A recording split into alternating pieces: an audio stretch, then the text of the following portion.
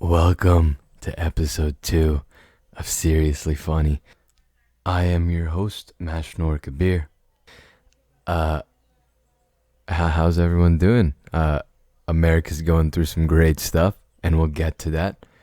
But to start today, I want to say magic and alchemy were so much cooler before we started calling them physics and chemistry. I mean, who went to an alchemist and said, "You ain't an alchemist, you a chemist"? You take two letters off, and it becomes this amazing thing, turning lead into gold, into a class that I almost failed in 10th grade. Bro, why would you do this? It goes from magic to levitation to the opposite sides of magnets repel. I don't understand why, man. History. Whoever did those things, screw you. You made it boring. Okay, it went from amazing, cool transformation to if you put an Fe3 plus material into a solution of copper sulfate, it will rust because of oxidation. I don't want to hear that. I want to hear, look at this magic. Oh my God, it went from brown to silver in a second. Bro, dang. Then there's organic chemistry and this chemistry and that chemistry. God, go back to alchemy, bro. I want my gold. I want to turn my lead into gold. I want to turn dirt into diamonds. Turn my pencil lead into diamond, which would make more sense because they're carbon. But man, rest in peace, alchemy and magic, dude. I mean, I guess magic's still alive. Shout out magicians. Chris Ramsey, great magician. Love that guy. David Blaine, that man, a magician. I don't know. Maybe he's just insane. He put himself in ice for a while. The man's an endurance artist. He stuck himself with a needle through his hand without hitting a tendon. Yeah, maybe he's just insane, not a magician, but he's still dope insane guy. If you ever heard him speak before, he's not a very animated man, pretty stolid type of guy, very, what other words? Scallowart, is that a word? I don't know, whatever the word is. The man's not very emotional, he's a pretty blank guy, and maybe that's because he does stupid things to himself, but, you gotta do what you gotta do. Sometimes it's fun. I think he held the record, or holds the record, for longest breathing in water. That's pretty cool. Unless someone beat it. I don't know, he had a TED Talk on it. Great TED Talk, by the way. Definitely would recommend. But yeah, that stuff. That's all funny. Speaking of funny jokes are hard to make, bro. Anyone ever thought of that? I said last episode I'm a pretty funny guy, class clown and all that, tooting my own horn. But jokes, like to make a joke, like stand-up comedy. Did I say comedy? Stand-up comedy. The people that do that are absolute G's, bro.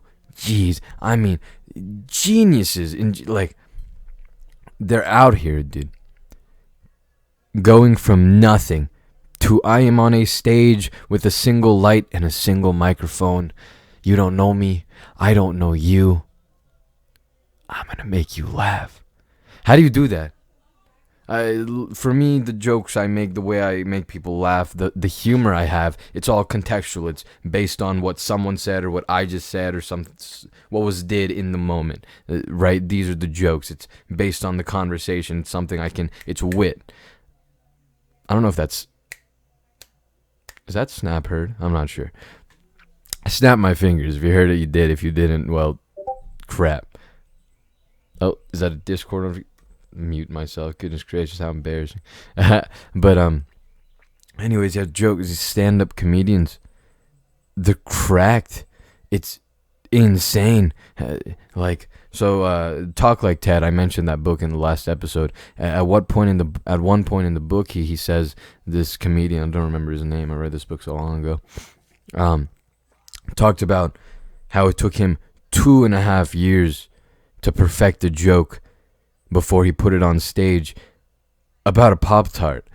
Bro, jokes are actually hard. Because I mean, I've genuinely tried, like, from silence. Like, let's say I'm playing video games or something with someone, and we're being quiet because nothing's happening in the game. And I'm like, what funny joke could I say right now? Bro, no idea. I blank out. There's nothing original. Like, I can't come to, maybe something I read on Reddit, maybe something I heard from a real comedian. I can't think of a joke, dude. It's just, how do you do it? You gotta this, and then there's a punchline somewhere, and I don't get it, dude. It's so hard. Shout out to the comedians out there. You got, legitimately, these people are geniuses. Comedians aren't usually actually like lives of the party. Like, if you bring a comedian to a party, a lot of times they're observational. They watch. Their minds work in a different way, and it's kind of crazy, dude. So obviously, if they come to a party, they're probably gonna be funny. But when they're quiet, when they blend in, they really notice things. And yeah, shout out, comedians are dope. I did listen to the last episode, by the way. I don't think I'm too loud, and I was surprised when I looked down at my phone and moved away from my mic by just a few inches how much the volume dropped. So don't know what to say about that's fine. I was still able to be heard, so it's whatever.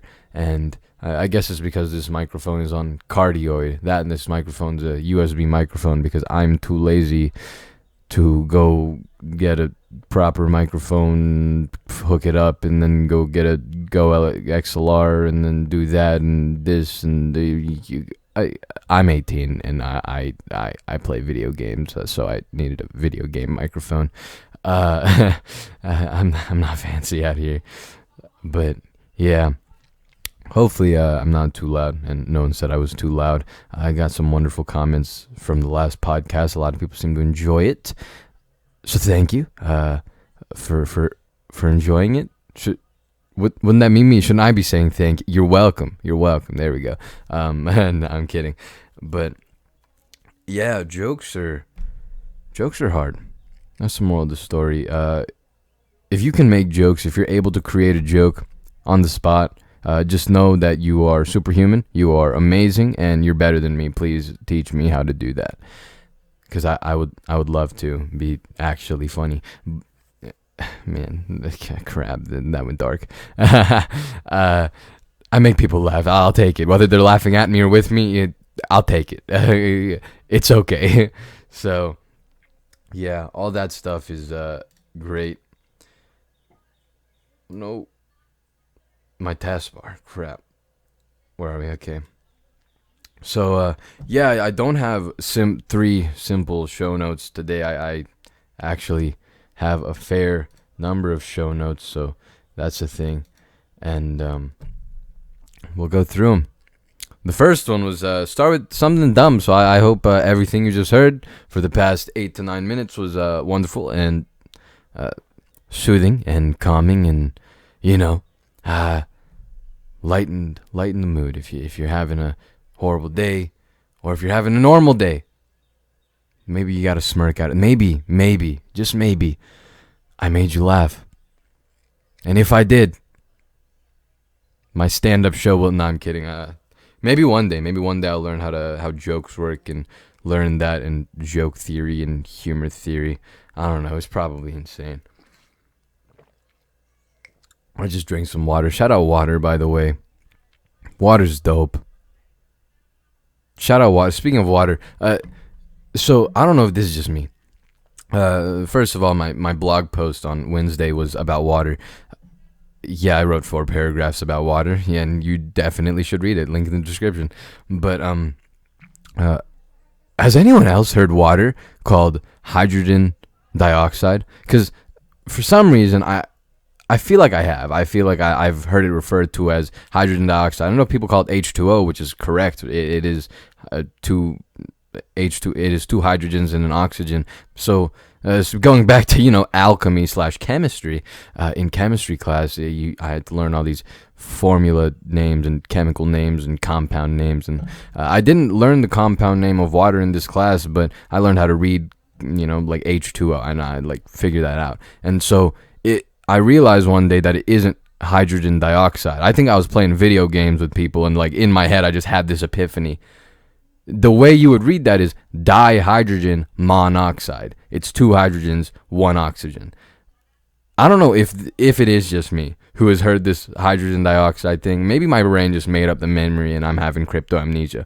But when I learned that when I figured out or discovered for myself that it was dihydrogen monoxide, my childhood broke in front of me. It was absolutely devastating. Goodness gracious, so many years gone. Man, crap. What a sad realization. And if it isn't just me and other people have this misconception, it's dihydrogen monoxide. The Mickey Mouse head is 2 hydrogens and 1 oxygen, not 1 hydrogen and 2 oxygens. So and to confirm that, I went to the most viable, valuable, and correct source I know at Google.com to check that. And I went to the Google, and for more reliable information, I went to Wikipedia. And I was right. It is dihydrogen monoxide, or maybe dihydrogen oxide, whatever you might want to call it. Because hydrogen dioxide would be it would be a viable name for what people call hydrogen peroxide. And those are the things that you put on your cuts if you're too much of a wimp to put the rubbing alcohol on your cuts because you don't want it to burn or whatever. Psh, nerd. Yeah, I think if it's burning, it's working. All right, I want rubbing alcohol on all my cuts. It hurts, but that makes me know. All right, that makes me feel like some sort of infection is getting burned off. I don't know if that's just me or not, but water. Water's dope. Shout out water. I'm gonna drink some more. That was good. Okay. So now that I've brightened the day, let's darken. I forgot to close my window. I wonder how much that can be heard. Should I go close my window? I think for an experiment, I should, to see how different it will sound from when my window is open versus closed. And if it doesn't sound very different from other episodes, I may just leave it open because it's getting hot. So I'm gonna keep my mic on, and let's go close my window 1 second. It's a very far walk. Not really. I wonder how loud I am. Put the headphones back on so I can be official and stuff. All right. So now that that's done, I hope.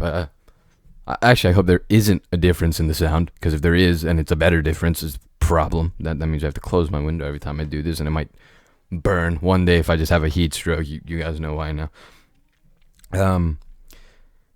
So now that the funny part of the podcast is done, let's get into serious. Oh, I didn't even record the intro, did I? I'm probably gonna have to go back and do that again. Dang it, man! I was really hoping I'm not gonna make that mistake this week, bro. I'm not gonna have to go back and split the track and go put a new thing. I probably will. Dang it. Whatever. It actually sounded pretty smooth. It sounded like nothing happened, so whatever. Actually, now that the window's closed, it might sound different. Hopefully it doesn't, but we'll see when we get there. Which is I'll see when I go to check. Maybe by chance I did record it correctly and I just forgot, which is extremely possible. Anyways, now that the funny part of the podcast is done, let's get into some serious. Which and this time when I say serious, it's probably gonna be a little more serious than I would like for future serious topics. To begin, I'm elephant in the America, not in the room, in the America. Police, systematic racism, Black Lives Matter. These are all terms and things that you have definitely definitely, if you are not, even if you are living under a rock, I'm sure you've heard it screamed somewhere. These are topics and problems that have come to a bigger light, because they've always been problems, systematic. We'll get into what that means and other things. And before I do begin on any of this, I am not going to sit here and pretend like I'm extremely educated on this topic. First off, I am not black. I'm Bengali and brown. It is one. I'm 100% sure it's extremely different. I've heard some of the stories from people, trying my best to gain some empathy for that side.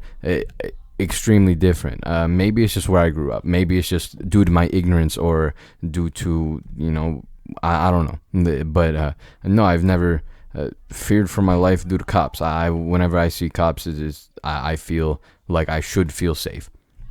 But we'll get into that. No, so yeah, I'm not gonna speak here or sit here and sound like I know what I'm talking about, and I'm gonna probably not be sitting here trying to offer solutions, because I don't know enough, and I don't know repercussions. I don't know politics. I don't know how countries work. These aren't things that I study, or these aren't my areas of expertise or my erudition where it lies. So, yeah, I'm just gonna speak on this as a human being, because this is a human problem, and a person who does love America, and I want to see it prosper, and as an American citizen, born and raised. So yeah, to start, the first thing I want to talk about is the system, the police system. This is not political. This is not polarizing. The system has problems. The police system has problems. This is objective. It's broken. So in doing this, listening and hearing these things over the past few weeks, it has been 2 weeks. It might be 1.5 weeks. I don't know. However long this has been going on, body cams on police are not being turned on. Dash cams on police cars are not being turned on when everything goes on. What is this? Why is that happening? You are blocking evidence. You are not recording evidence that is mandated, should be mandated to have, in order to protect you, the cop, or in order to protect the victim if you are wrongfully accusing someone or wronging something wrong. Things that should be recorded. These are things that are important to keep in mind and to, again, record. These cams need to be turned on. For officers that are not turning them on and doing things, there should be a enormous penalty for this, a very big penalty. And yes, it's hard to sit here and say that the case should just get thrown out, because what if, it is a genuinely, you forgot, and this is a big crime. This guy did something that is actually, should be taken to court, and he should get punished for. But still, there needs that's an issue. That is a enormous problem. That's not okay. And next to that, why are police getting slapped on the wrist?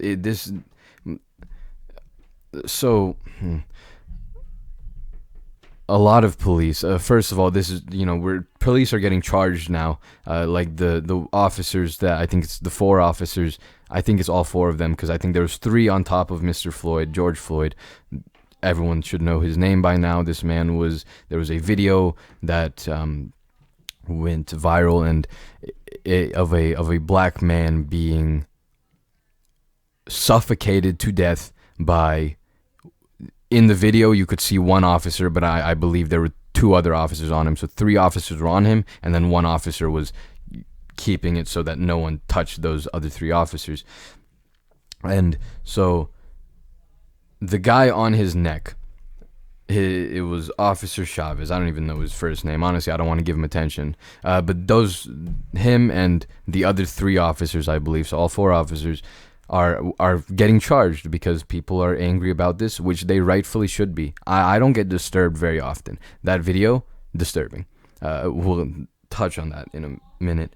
But that police were not getting charged for these things. Breonna Taylor is a young woman who got shot 8 times in the bed of a man who the police believed, I don't even know what it was, but supposedly he did something, and they just barged into his house at midnight, and so his girlfriend's in bed with him. He wants to protect her.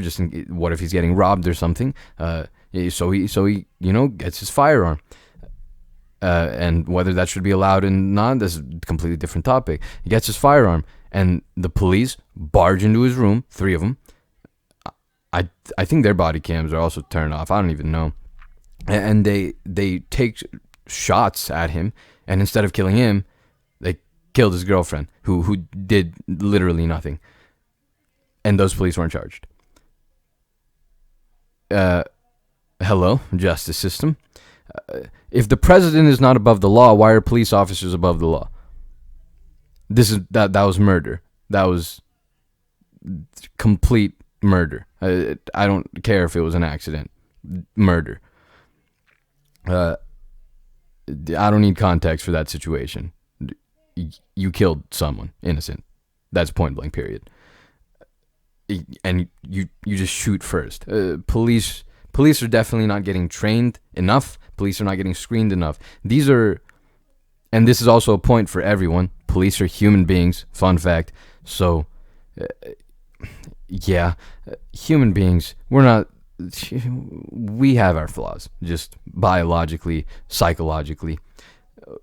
These police officers, their training sucks. And I say that as a claim of objectivity, because in other countries it takes so long to become a police officer. The training is rigorous and it's horrible. In this country, you need to have more hours to become a barber, a licensed barber, than you do to become a official police officer. The system objectively has problems. I have not made political claims. That's a problem. And then next to that, to speak back on Chavez, the guy who suffocated George Floyd with his knee, that man had previous reports on his name. He pulled a woman out of her car for a routine stop. He shot at people. I think he did shoot someone before. It might have been fatal. It might not have. The man had a track record of failure as a police officer. Why was he shouldn't have even been in uniform that day in which George Floyd was suffocated. He should not have been there. He should have been facing repercussions, because there were multiple times this happened, not just once. It's not even a slap on the wrist. He didn't get anything. It's like a pat on the back. That's not okay. Police officers need to be punished for the things they do.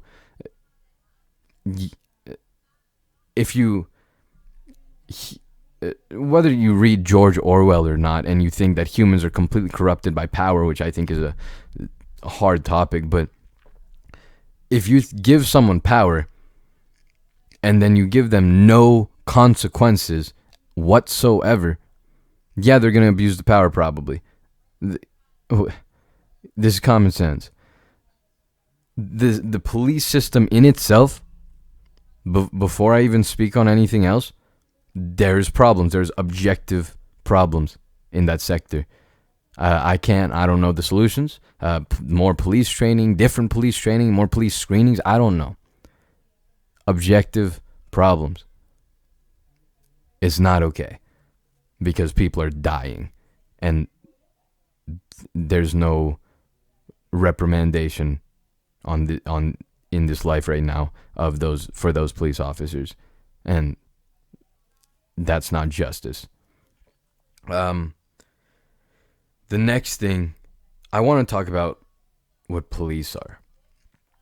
I think that a police officer is a man or a woman, a person, who has dedicated their lives, has trained for the sake of protection and service to the civilians and the people in America. I'm not just the citizens, all the people in America. Now, if you are if you are shooting innocent people, if you are pulling people out of their cars, if you are arresting people needlessly, you're not a police officer, in my opinion. You just suck. I don't even know if I can call you a person at that point. To me, those aren't police officers, and I believe, and I'm pretty sure this is true. There are I'm very sure that there are more positive cops than there are negative cops. And these negative cops,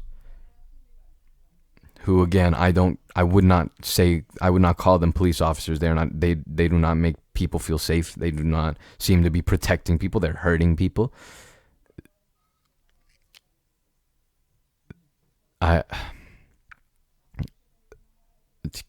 It's yeah. I don't know, man. That's my definition of police officer, and I just wanted to say that all the other ones, the ones that do bad things, the ones we see shoot and murder and brutalize, you're not a police officer. You don't deserve that badge. You don't deserve to call yourself a police officer. Oh, also, I did want to give one shout out to the ex-wife of Officer Chavez, who instantly divorced that man after the George Floyd incident. Shout out to you, Miss, I don't know her name, but good for you. Yeah, screw him. What he did sucked, and you knew that, and you saw it, and you left him instantly. Shout out. But yeah, I do want to say, I do believe there are more good cops than bad cops. Quotes around those words. And yeah, again, I guess it'll come more when we speak on racism, or when I speak on racism in a minute. But yeah, it's I will do now. I don't fear for my life if I see a cop. I'm a man, especially now. I believe in people, and if I got stopped by a cop, my first thought would be, this is a police officer, and as I just defined, this person just wants to keep me protected, even if it's just a means of reprimanding me for going too fast, because that's also in safety for me, right? If I'm going too fast, I might hit someone, I might die, and I might kill someone in the process. So a ticket is the consequence for that, and or just a warning, whatever it may be. And that's fair. I did something wrong. I should get reprimanded, unlike the officers, which are not. I would never fear for my life from an officer.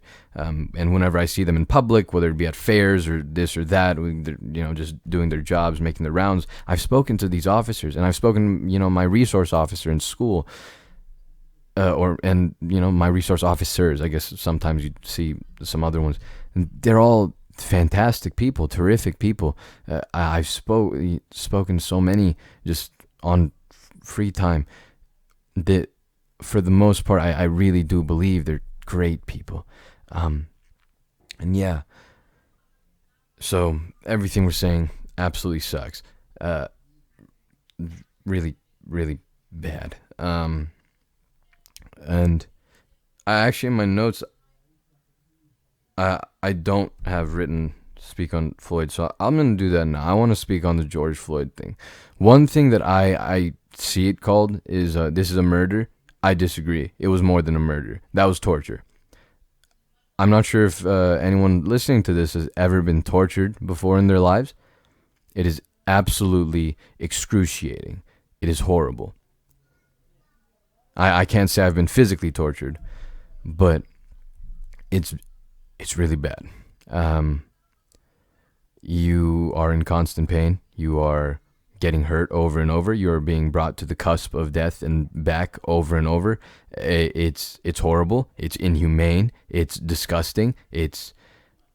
And to be in the position of the torturee, I don't know what the word would be, the one getting tortured. absolutely abysmal. Uh, your hope gets ripped away from you. Your humanity will be tested. Your everything. It's gonna get shattered. George Floyd, for I don't know how many minutes, was choked. He was suffocated. He had multiple officers, 3 officers on top of him. And I think they were telling him to get in the car. Geniuses. It's a little bit hard to get on the car when there's 3, probably let's say they're average males, 2 times 2 times 2. When there's, or not 2 times 2 times 2, 2 times 3. When there's 600 pounds on top of you, it's a little bit hard to get in the car. Sorry. And to those who say there's no context, some situations, context is important. Yes. In this situation, it's not important. The man was tortured and killed. You don't need context for that. It sucked. It was bad. That was wrong. That should not have happened. Point blank period. I don't care what he did. And even if he murdered someone, the justification for that, we are not in primitive times. It's not Hammurabi's code. It's not an eye for an eye. There is a justice system. And jail, I assure you, jail is 100,000% worse than death. Jail is depressing. Jail is horrible. Jail will destroy you. I don't know if any of you have done nothing for even 2 hours, but doing nothing and being forced to do nothing for months, if not years, in jail, your mind will be obliterated.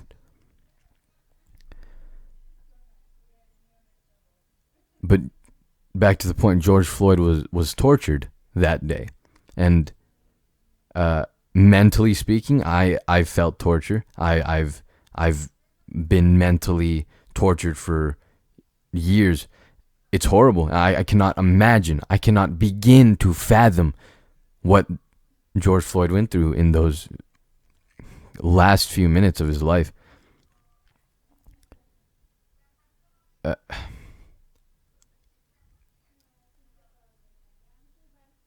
And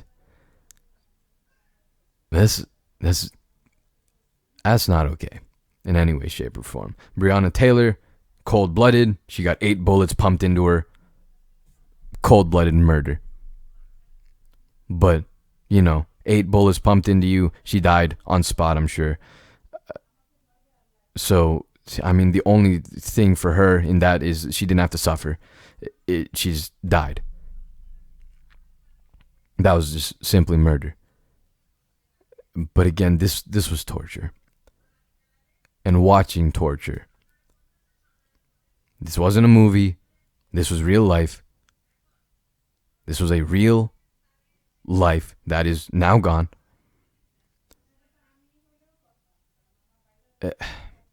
I think that's enough said on that situation. Now, next, after the untimely and appalling, abhorring death of George Floyd, my generation, bless all your souls, started bringing up these words again, the Black Lives Matter movement. Back in the day, a few years ago when this first happened, Black Lives Matter, the protest to that protest was All Lives Matter. And Joyner Lucas speaks about that in his song, I'm Not Racist. Wonderful song. If you haven't heard it, go watch the music video for it. It's revolutionary, for a lack of better words. And at first, back then, I would think, yeah, all lives do matter. What's, why are they getting mad about someone saying all lives matter? Don't they? And now, finally, I've gotten context for this. If you are getting angry when someone says Black Lives Matter, you're. This is not mercantilism. Because someone else's life matters, doesn't mean that yours doesn't matter. That was the first point I learned. And then I heard 2 great analogies. And I guess these are kind of funny, but they're so true. and help me understand better. The first one I saw was saying all lives matter is like going to a breast cancer awareness fundraiser and screaming, "What about colon cancer?" No. And then the other one, this one really explained it for me. This one, it was funny, but it really hit. And it was saying all lives matter is like looking at a firefighter and saying all houses matter when there's a house on fire. We're screaming Black Lives Matter because in this time, in this moment, it seems like Black lives are mattering less than all lives. And all lives should matter. All lives do matter. But in this time, and not just this time, for the past so many years, especially in American history, it seems like Black lives don't matter as much as every other one. That's a problem. Because at the end of the day, they're human. And regardless of the color of their skin, they bleed the same color as you do. They bleed the same color as I do. And for that, they are just as important as you or I or anyone else.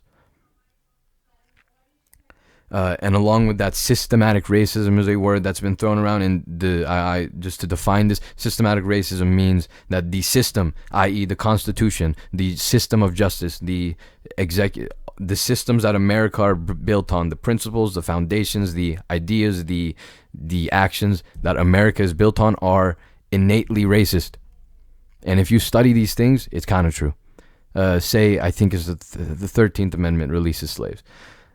Shout out Abraham Lincoln, great guy, probably America's greatest president. I researched him, dope. Who signed slavery away, but even so, in that amendment, slavery is abolished, except for people incarcerated. If you're incarcerated, then non-paid labor, i.e. slavery. Okay, it's like wearing the orange jumpsuit and go clean the highway. 1/3 of America's incarcerated race is black. Okay.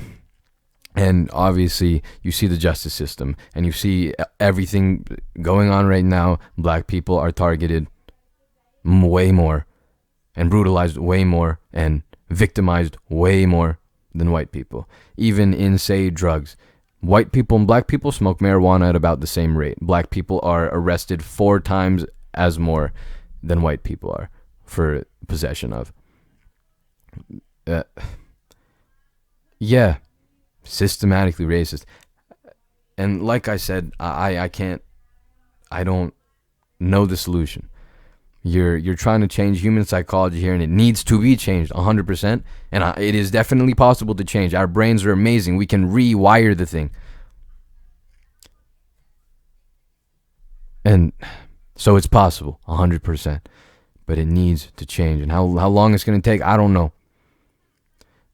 And to anyone who thinks racism is over or racism is not a thing, no, you're wrong. Completely. And if you don't understand your privilege, if you are not black, you're part of the problem, and you are wrong. If to hear more educated words on this, to hear better people speak on it, I mean, the past, not the last one, but the past 2 before that of shows of Impulsive, they speak on it very well. Mike Malak, Logan Paul, and the name of the third host slipped my mind. They speak on it really well, and they say things a lot more educated than I do. He offers some resources that I can't recall right now. But I would recommend to listen to those 2 episodes of Impulsive, also a podcast. But yeah, those are 2 terms. Black Lives Matter for all the people who didn't understand, why, what, like, the meaning of this, and systematic racism. And yeah, they're definitely problems, and they suck. Obama said the best thing to do. Shout out Obama. His message on Instagram and Twitter, on social media, the things he wrote were wonderful. They helped me understand the situation better, and they helped me get a very clean and great perspective on everything. And so yeah. And the next thing I have here is racism. I want to speak on racism. Racism is a thing, like I just said. If you believe otherwise, no, you're wrong. And it sucks. Even if you look at American history, we have only so recently abolished segregation. Racism in America, especially when you sit there and learn it in history class, which is, you're definitely learning it biased. 100,000% you are learning it biased. Through the textbooks you are reading and studying, it is biased information. It wasn't that long ago. This is within the last 100 years.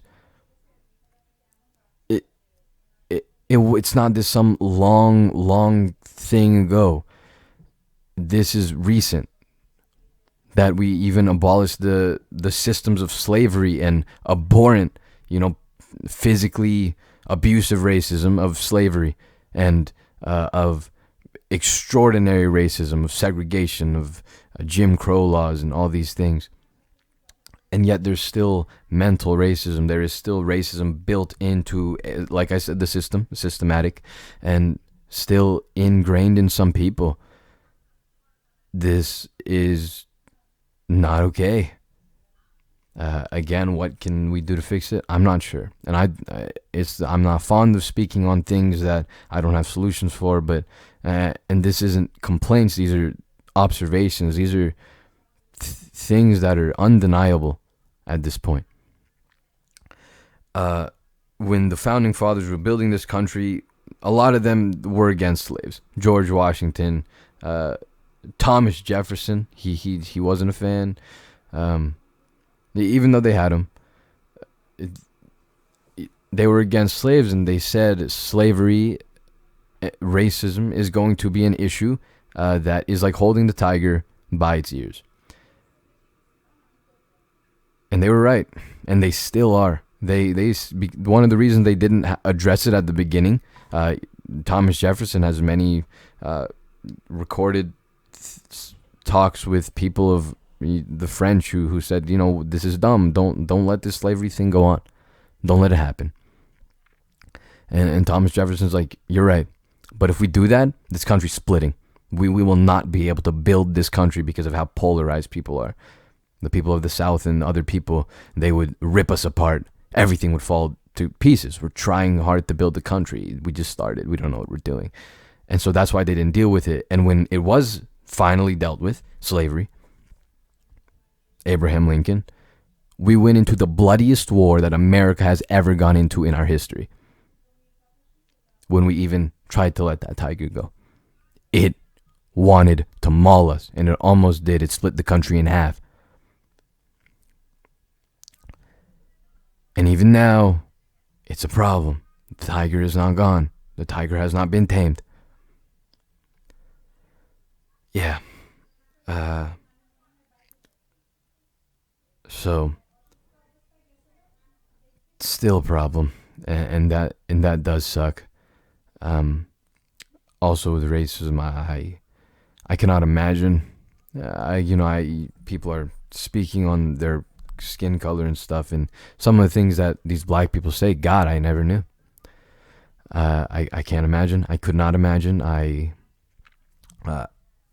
would like to understand and know. It's important to me what these people are feeling and what they go through. But yeah, from things of fearing for your life due to the hand of someone that is claiming to be a protector of society, or even joining organizations and wondering whether it was due to your own effort or due to the color of your skin. MKBHD on YouTube, he made a video, reflections on the color of my skin. And he said, sometimes you second guess, did I make it in because they just needed diversity, or did I make it in because I was good? I don't know. And when he said that, I never thought about that. And that must suck, and there's so much more that I probably don't understand. and it sucks. So, that's also racism. Know that you do not know. Don't make assumptions. Do not. And being brown, most of the prejudice I've seen in my life, you get your IT jokes all the time, but a lot of them were, for me, it was religion based. The prejudice that I've seen in my life, I have been bullied. I have been prejudiced.